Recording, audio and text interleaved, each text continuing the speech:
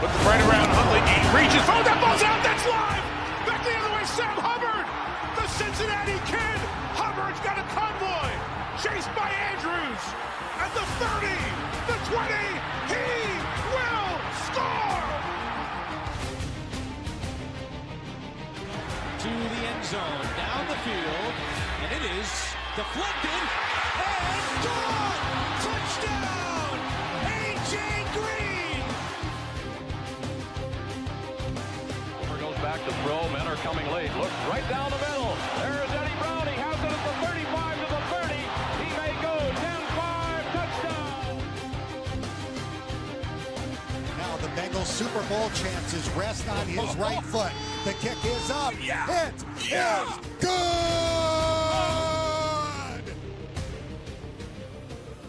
Corey Dillon. He's gone. The knockout punch. You're looking at it. 65 yards. And then back to throw as the blitz is on. Goes long, intended for Collinsworth. He has it down to the 20. Touchdown. And Chris Collinsworth. Throwing the long ball. Deep down the field. Chad Johnson's got it. Touchdown. Cincinnati. Look at Chase go. Oh, my goodness. What a gear he just found. Chase for the touchdown. Wow. Chase is on the case. It is no fluke. It is a fact. The Cincinnati Bengals are headed to Super Bowl 56. The play clock at 3. Shotgun snap. Carr throws into traffic. Intercepted. Jermaine Pratt has the football. Yeah. Coffin nails. Bam, bam, bam. How about that? Well. A player-only meeting, more help on the way, and a battle of the trenches on deck. Welcome in, everybody, to Chatterbox Bengals. A warm hooday to you. I'm Craig Sandlin, joined tonight by my friend Casey McAllister. Jacob Tissett, believe it or not, is off having dinner with the Bengals offensive line. Looking forward to hearing about that on Sunday after the game or next week. Casey, how we doing tonight?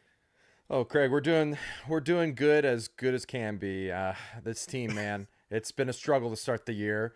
This is the first Chatterbox Bengals I've done this year, filling in for Jacob, and I hope that I can bring a certain energy, a certain vibe that insinuates that they're gonna do fine, that they're gonna win this ball game coming up. Well, look, let's be honest here. You can't do any worse than Jacob. The one win the Bengals have, Reed Mouse was on the mic for that one. So Jacob 0-4 on the season. I don't know what that says about me being 1-4 though. So maybe it's just a combination of all of us. But nonetheless, we're not the only ones, Casey, that know that this Bengals team is struggling.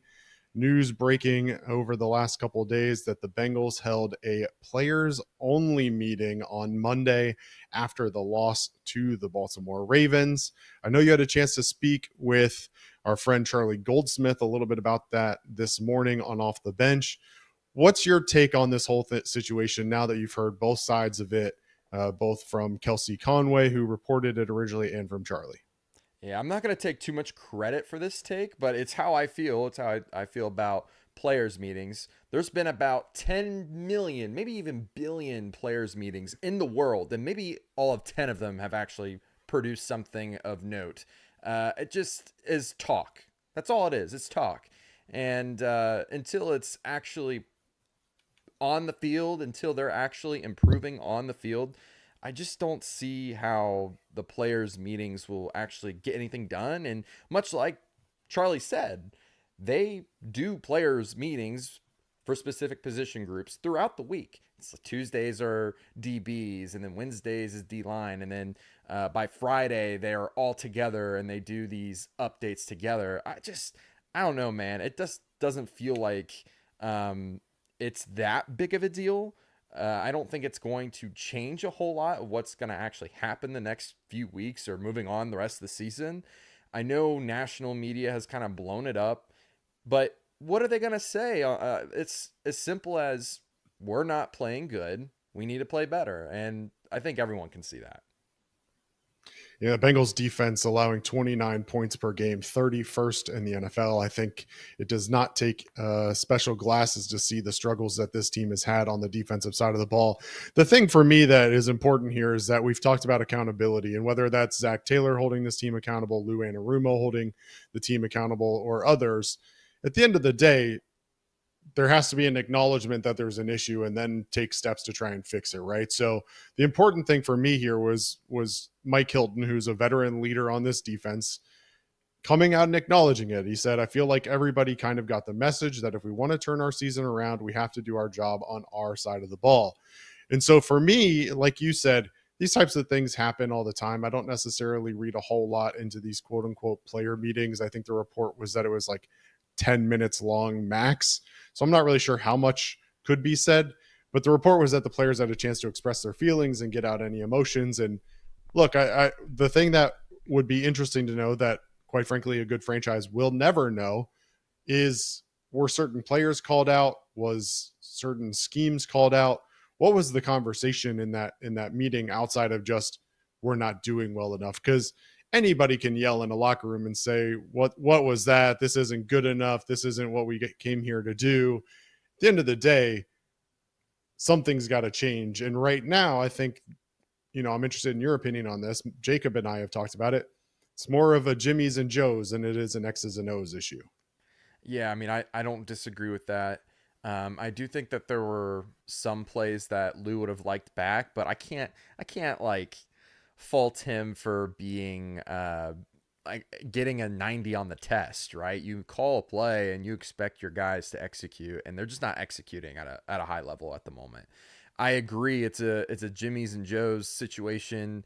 The roster management and construction, we've called it out on Off the Bench many times, and I will continue to call it out until we make some significant changes. It just hasn't been good enough. These guys have not played up to the standard that we expect them to. And whether that player meeting was getting guys called out, like, I just don't think that that's a culture thing that is what the Bengals usually would be known for. I don't know that to be certain, but it just feels like I said, players meetings, they just don't really do it for me. And I just think it matters more when they get in the film room and when they get out in practice that they improve. They got to take it week by week at this point.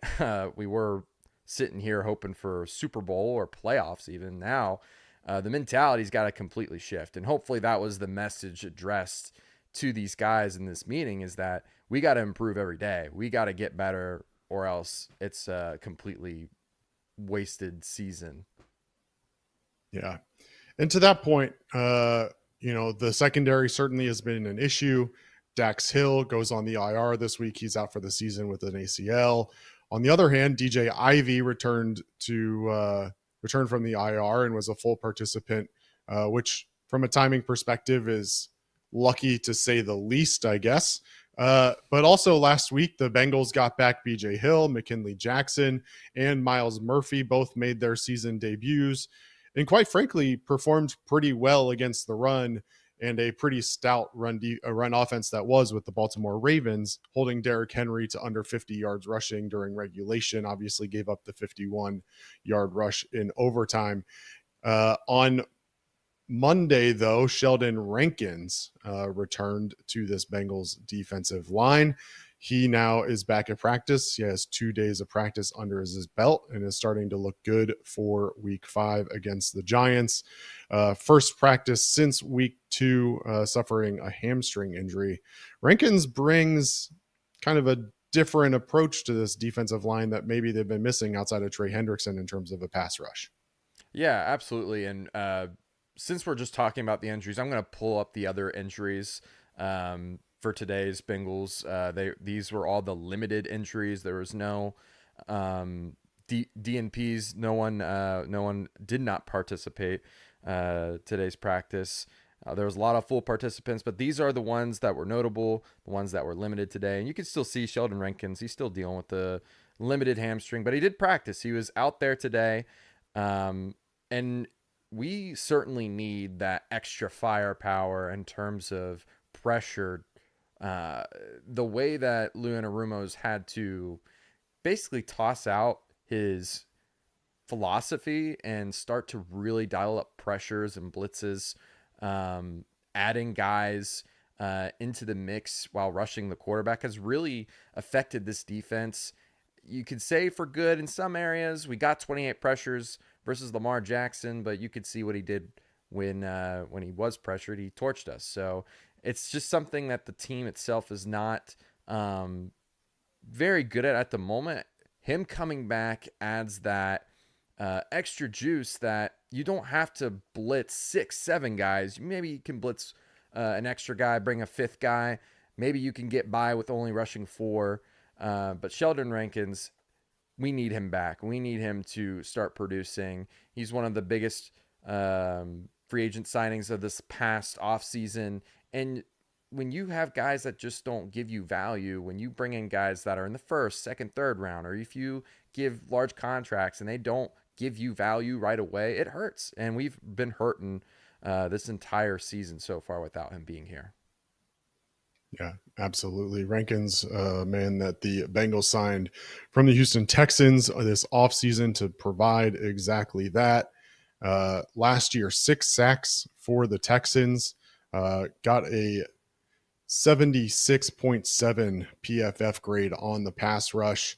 And we've talked about it time and time again. So far this year, Trey Hendrickson really has been the only threat that the Bengals have had on the front line to provide any sort of pressure outside of corner blitzes. And we heard from Lou Anarumo this week that, you know, they blitzed more than they ever had against the Baltimore Ravens. And like you said, it resulted in the 28 pressures on 41 blitzes, which is great, but it left his secondary wide open to be picked apart as well. And they struggled on the back end. So being able to leave extra bodies in the secondary is certainly going to help this defense. And they're going up against a team in the New York Giants who, I mean, no disrespect intended, but Daniel Jones is not a quarterback that you anticipate being able to shred up a secondary. So getting back Sheldon Rankins in time to face the New York Giants and a team that, quite frankly, if you can control the run, feels like maybe you'll have a pretty good opportunity defensively to hold the Giants in check. Yeah, and in history for this Giants offensive line has not been very kind. Now, I think they've done a pretty decent job as of late protecting Daniel Jones, a lot better than it was last year. Last year, I think it was the bottom of the league.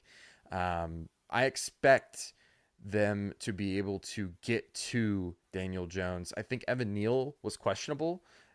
Take advantage of that. We got to get some wins. If he's not playing, you're going up against backups who are very questionable on this Giants offensive line. They should be able to get some wins there. And Sheldon Rankins, again, he provides that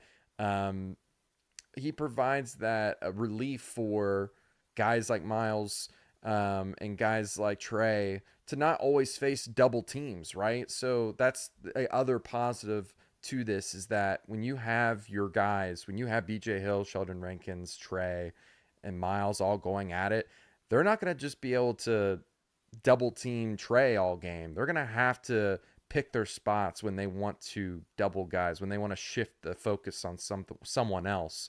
So that being said, I expect a level of control on the defensive line, whether it is in the run game, being able to stop the run, or pressuring the quarterback. Now, depending on what Lou decides to do, as of late, he's picked stopping the run a few times as his main weapon per se on the defense, and then letting the back end get torched. I would say versus the Chiefs and the Patriots, he was more focused on stopping the pass than he was the run, and you could see what happened in those two games. We were just ran all over. So that being said, I do expect there to be a level of competency with this D-line that we haven't seen yet this year. Yeah, that's important. We'll certainly dive into that here in just a moment. This game is shaping up, quite frankly, to be a little bit of a battle of the trenches. We mentioned Sheldon Rankins back for the Bengals, along with 3 other defensive linemen. This Giants front, a little bit of mix and match, if we're being honest. Andrew Thomas on the left side has not been great. Jermaine Elomanur on the other side allowed 0 pressures in week 5. And so, Trey Hendrickson is going to have a semi-favorable matchup coming into this one, going up against Andrew Thomas. Let's say that the Bengals do in fact try to stop the run like we talked about, what's your key matchup here for Sunday night? Oh man. Andrew Thomas is a really good left tackle. Or is he right? I can't quite remember. He's a great tackle. Being able to win one-on-one with him is going to be very difficult. So I'm going to be looking in the interior of this D line and the matchups versus the Giants in their interior. I think that's where the mismatches are. BJ Hill, I expect him to be able to cause some havoc. I expect the same with maybe a healthy Rankins. We'll see. Chris Jenkins has been able to have some flashes here and there. McKinley Jackson, you watch some of his snaps. There were some flashes. There was a lot of bad, but there were some flashes there. I expect that to be my key to this moving forward for this game is the interior of the D-line, kind of controlling the line of scrimmage, being able to limit the amount of push that these teams have been able to get on the Bengals defensive front, and really just limiting the extra yards, right? When you're able to win your assignment up front, it allows guys to get cleaner hits. It allows guys to make cleaner tackles, and that's going to be very important for this game. Yeah, absolutely. It's interesting. Andrew Thomas is a guy who, on paper is, up there amongst the elite. I think PFF has him graded 71.3 against the pass block, 71.3 on the run block as well. Overall grade of 73.4. Really solid, but then you look at it and you see, okay, 18 pressures and 4 sacks on 199 pass blocks, a 9% pressure rate. 4 sacks are tied for the second most amongst left tackles in the NFL this year. It'll be really interesting to see that matchup to me and whether or not Trey Hendrickson can get home one-on-one against Andrew Thomas and see what happens there. Trey Hendrickson obviously tied for 7th in the NFL this year, 23 pressures, 3 sacks through week 5, 19% pressure rate. Feel like if they can win that matchup one-on-one, Trey Hendrickson against Andrew Thomas, it really opens up a lot of opportunity in terms of creativity elsewhere. And Absolutely. So I'm really interested to see what happens there. On the flip side, though, this Giants defense is really solid and actually, I think, underrated a little bit. And it's really all starts in the middle with Dexter Lawrence. Absolutely. Yeah. I have the graphic here that I can pop up on screen here. If you just look at it here, Brian Burns at the top of that list in terms of time to pressure. He's got 14 pressures on the year, 2.19 seconds. Then you scroll on down, Kayvon Thibodeau, he's out for the season, or not out for the season. He just had surgery on his wrist. He's not going to be playing this game. But Dexter Lawrence right there at 2.75 seconds. I mean, he's also getting the quarterback too. They have a ferocious defensive line, and it is going to be a huge task for this Bengals offensive line to be able to stop these guys. And I'm just going to say it now. You have to double Dexter Lawrence every single time. I mean, you just have to. He just wins. Jacob gave a stat on off the bench, and it was just crazy. His bull rush win rate is at a 60%. It's more than half the time he rushes, bull rushes. He's winning. He's just dominating guys up front. You got to find a way to slow him down. You got to find ways to just continue to double him, move guys to his side, and hope that Brian Burns, his questionable status for the game, hopefully that continues to linger on because, man, Brian Burns, he's also a major threat off the edge. And this will be probably the hardest test that the Bengals have faced all season long when you talk about guys in terms of just dudes on the D-line. We'll really have to keep an eye on guys like Amarius Mims who have done well, have not graded out well. They've won ugly, I would say. But when you go up against guys like Brian Burns and Dexter Lawrence, it's just you got to be on top of your game. You got to limit the mistakes, right? So it's going to be a tough one for this Bengals offensive line for sure. Yeah, it's a little bit of strength versus strength in this one. It feels like the Giants obviously pressuring opponents really heavily, 33.7% of dropbacks, which is, middle of the pack, 16th in the NFL. But what's interesting is that they have the highest conversion of pressure to sack rate in the NFL at 34.4%.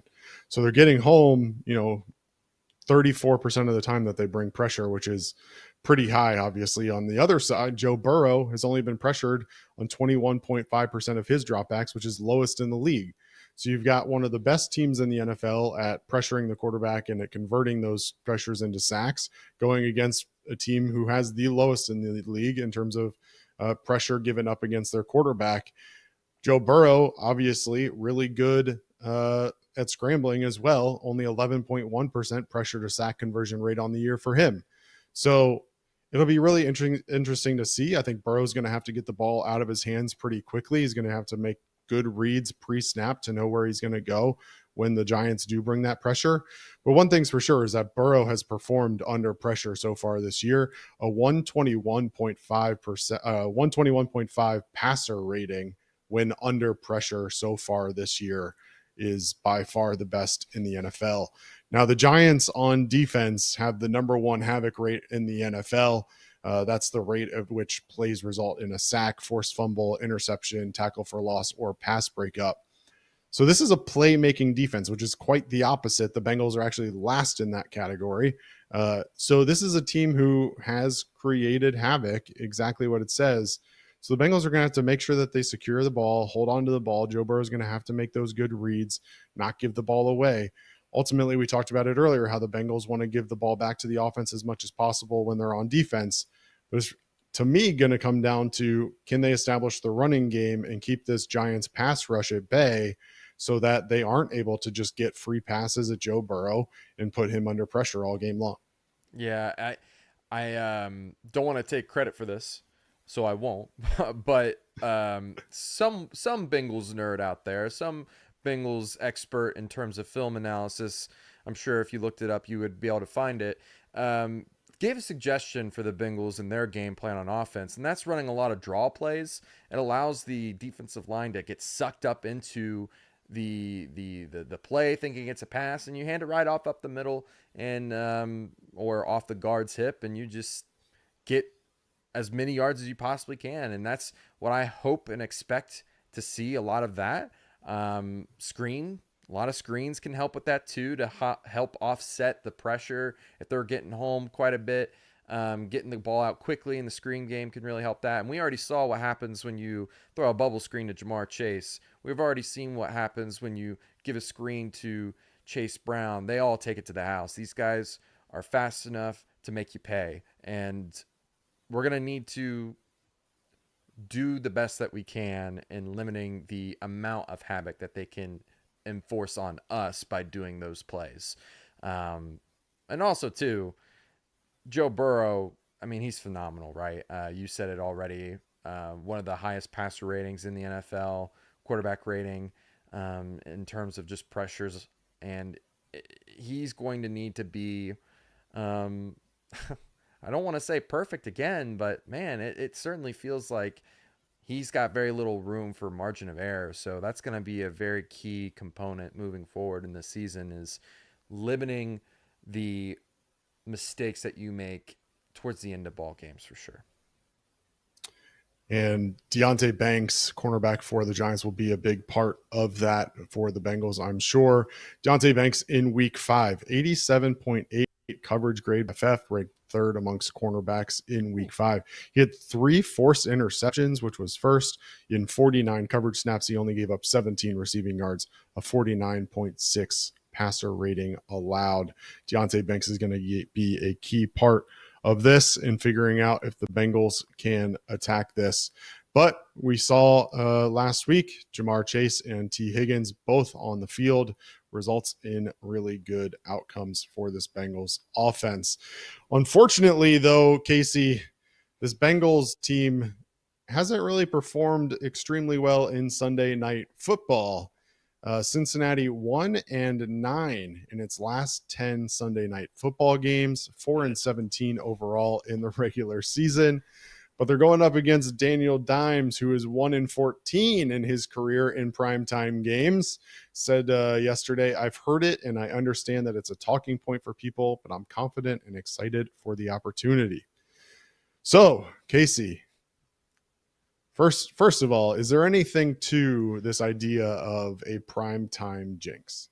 Ooh, I do. See, the thing is, Joe Burrow's record in prime time on Sunday night is 1-1. So that's where I have a little hope that maybe we can get it done Sunday night. But man, prime time has just not been very kind to the Bengals. I would like to believe that those are all just irrelevant, that the jinxes don't exist. But I'm a big believer in jinxes. I went out and bought this hat because all my other outfits weren't working. And as soon as I buy it, they win. So, I mean, it's hard to hear those stats and think that they won't matter. But when you have a immovable object and another immovable object, I'll give my hat. I'll tip my cap to the better quarterback in that situation, and that's Joe Burrow. Daniel Jones being 1-14, not good in prime time, brother. I'll just say that. I think Joe Burrow's a little better than that.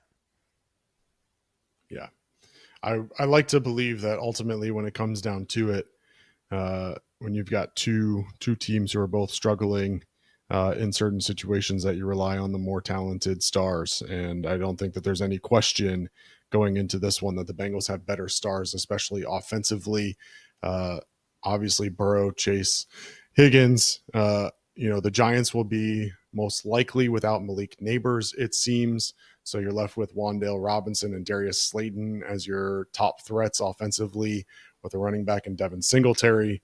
So, yeah, I mean, I like to believe that this will be a trend that the Bengals are able to buck. But only time will tell. And as of right now, the line certainly seems to be favoring the Bengals at this point. I haven't seen latest movement, but I think it's 3.5. Believe Bengals 3.5 is the latest I saw, right? Yep. So Bengals favored by 3.5 with an over under of 48. Obviously not a betting show, but Casey taking the Bengals minus 3.5. Oh, 3.5 is such a terrible number. I hate it so much. And on top of that, just our system at the Chatterbox office favors the Giants right now by a lot. And usually that means that team just outright wins. So I've just been in a terrible mood when it comes to looking at these lines. But how can I bet against the Bengals, man? How can I do that? I'm such a diehard fan. I got my orange colored glasses on. I just won't do it. I will bet the Bengals minus 3.5. And when they win by a field goal at the end of the game, I am going to regret my decision, clearly. But I'll be happy that they finally win something. All right. Well, only time will tell.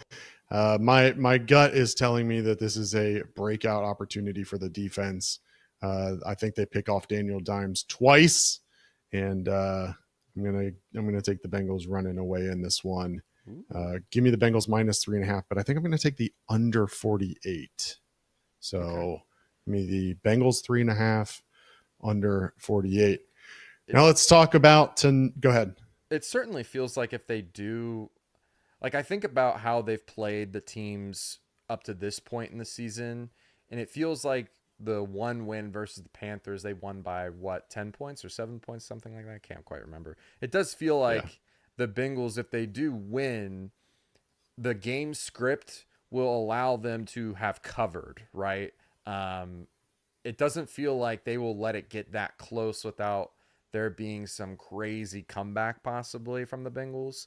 In order for them to win this game, it feels like they have to stay out ahead, be able to be balanced, be able to run the football, be able to have a balanced attack in order to maintain that lead, and force Daniel Jones to throw the ball a lot.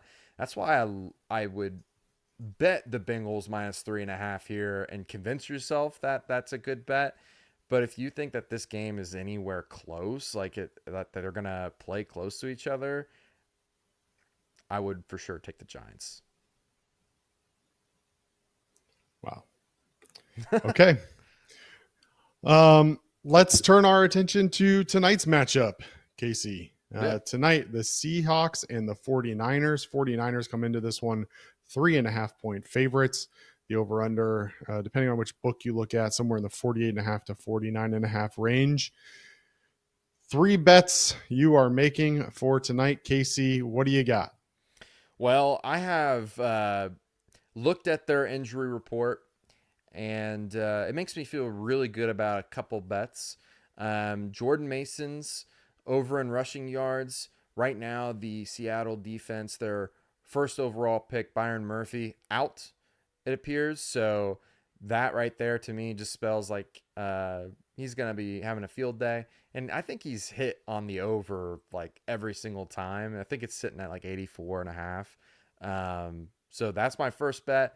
My second bet is DK Metcalf. Tre'Davious Ward, not going to be playing tonight. I think he's going to have a field day. I like his receptions. They currently sit at 4.5. Really love that number. And then my third and final bet, I couldn't pick between one of the receivers for the 49ers. I have either Ayuk or Juwan Jennings in terms of yards. I think Juwan Jennings is probably a better value. It's sitting somewhere around like 31.5 or something like that. They're also without the Seattle Seahawks are without Tariq Woolen. That should lead me to believe that there should be some throwing going on as well for the 49ers. I think the 49ers are just going to outright win this game. I love the Seattle Seahawks. Love them to death. I just feel like they get bullied by the 49ers quite a bit. It's like they're the Bengals of old, the 2010 Bengals, and they're going up against the Steelers, right? They just couldn't seem to find the win. They always got bullied. That's how I feel about this game. And I think that the 49ers offense, if you go with Juwan Jennings or Brandon Ayuk or Deebo Samuel, I think those are all great picks in terms of just the yards. Okay. All good picks. I am a classic primetime unders better. I think this is another matchup where I'm going to go with the under there. Two teams that like to run the ball. I do think that Brock Purdy has been throwing the ball better, but in general, I'm going to go with the under. You mentioned DK Metcalf. His line at 4.5 receptions. His line from yards is 61.5. I'm taking the over on that all day long. And then I just the Niners and their run game. I don't love the 82.5 yard line for Jordan Mason, but I do love him to score. So I'm going to take under 48.5, DK Metcalf over 61.5, and then I'm going to take Jordan Mason anytime touchdown. That's the picks for Thursday Night Football. Casey, anything else about tonight's matchup or Sunday night's matchup that you wanted to bring up? I have two closing thoughts about the Bengals and their matchup on Sunday, Craig. One is that this feels like a must-win game for the remainder of the season to be still in play. Sitting at 1-5 seems completely just unbelievable at this point. But here we are. And if the Bengals don't get it done, I don't know what I will do, Craig. I really don't know how to feel about their situation. The Bengals have to get it done. They have to get a win here. They have to be in desperation mode. And when they're desperate, when teams are desperate, I hate being in that position because I feel like they make a lot of mistakes. So that being said, what I'm trying to push out there into the world, into the abyss, into the void, is Bengals, please stay fundamentally sound. Just do your assignment. Do not, and I repeat, do not start to press when things get tough. That's when mistakes happen, and that's when we start to completely unravel. So that's my first thought. And then my second thought, completely forgot. So, Craig, do you have any closing thoughts? Great thought. Here's my bold prediction for the game on Sunday night. Haven't tweeted this or anything yet, so you're hearing it here first. Sunday night is Eric All's coming out party.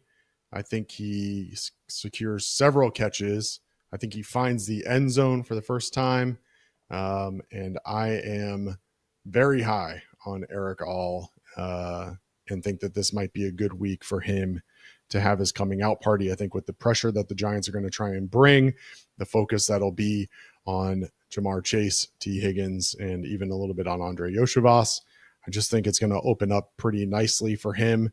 And so that is my bold prediction of the day. I think he does lead all tight ends in separation percentage or something like that too. He's the very top. He's his open separation rate is 79%, which is tops in the NFL. Travis Kelce comes in second at 68, so 11% higher is Eric All.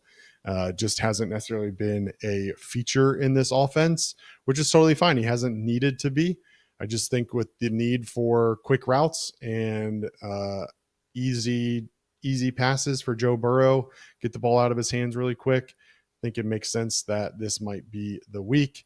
The other thing I wanted, I don't know why I'm bringing this up. It was shown yesterday on social media. I noticed it when I was watching film, and I just want to mention it. In no world did the Bengals have a play called for Cody Ford last week. What? I don't care what video you watch. I don't care what you saw. I know that he ran a route. I know it. He ran a route. That ball was never going to Cody Ford. No, So definitely not at the 50-yard line. Maybe in the end zone, we might see something out of Cody Ford in the future, but that was something that stood out to me on social yesterday that I thought was funny. I thought it was, so the play where it was like 3rd and 1 and Jamar ran a really quick kind of out route, and everybody thought Burrow had Jamar Chase open for that quick gainer. Yeah. Cody Ford was also running a crossing route, a shallow crossing route across the face of the line on that same play. My philosophy, having watched that and watching Joe Burrow's eyes, is actually that I think that play might have been designed for Eric All. So they had Chase on the quick out. They had Cody Ford coming across on a short, shallow crossing route as well. And then Eric All blocked and then released on what appeared to be basically a go route or a post route, and just didn't have the time for it to develop. So Burrow kind of gave that look and kind of the jump and pump fake, and I don't think it was opened up. So doesn't mean that Cody Ford won't be part of the offensive game plan at some point. I just don't think it was at the 50-yard line this week. But nonetheless, Eric All is my guy this week. Go ahead. Maybe in the red zone. Maybe they learned from the other teams, from past mistakes. And I mean, listen, when you give up 2 big man tutties, definitely makes you think that maybe it's time to emulate what you saw there. And just following the trends. Following the trends. That's right.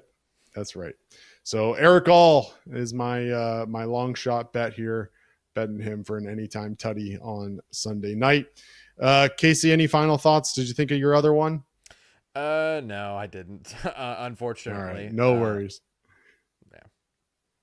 No worries. Well, great. Jacob Tissett will be back on Sunday night. He will be live during the game against the Giants Sunday night at 8:20 p.m. He'll go live and take you play-by-play, giving you live reaction throughout the entire game. I'll join him post-game yet again for another edition of Live Reactions, Chatterbox Bengals edition.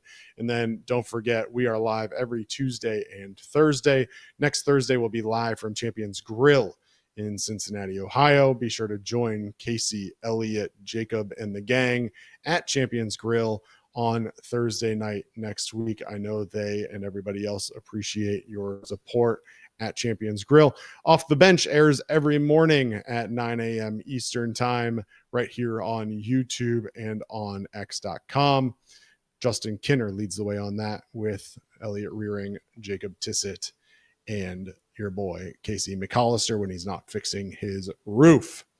But that'll do it for tonight's show. We appreciate you all tuning in. As always, we will see you Sunday night. Hoo day. Hoo day.